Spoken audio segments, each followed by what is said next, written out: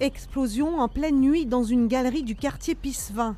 La cible est le poste de police, un bâtiment flambant neuf, ouvert seulement depuis 24 heures. Il était prévu pour 17 policiers municipaux et une dizaine de policiers nationaux. Un lieu hautement symbolique dans un quartier confronté à une violence endémique. À 6 km du centre-ville de Nîmes, ces bars accueillent près de 16 000 habitants. Le point de rupture arrive le 21 août 2023.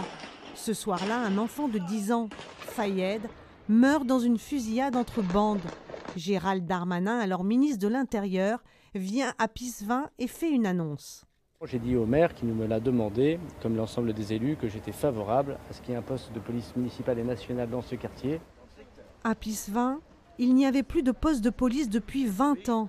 Il devait être le symbole de la reconquête du quartier. Pour ses habitants et ses commerçants, c'était un espoir.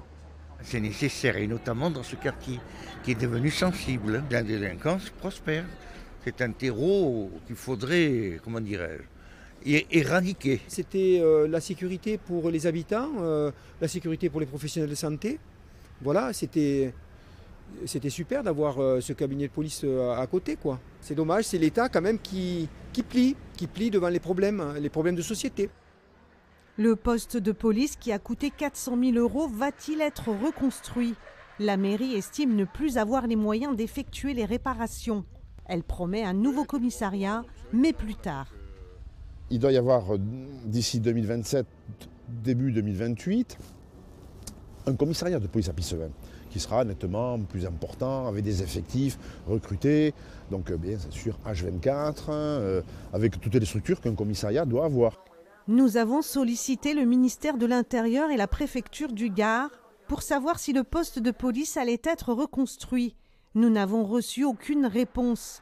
Pour le syndicat de police unité, pas question d'attendre 2028, ils souhaitent l'ouverture rapidement.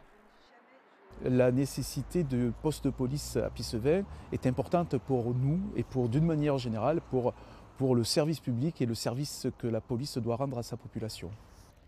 À Pissevin, 70% de la population vit sous le seuil de pauvreté.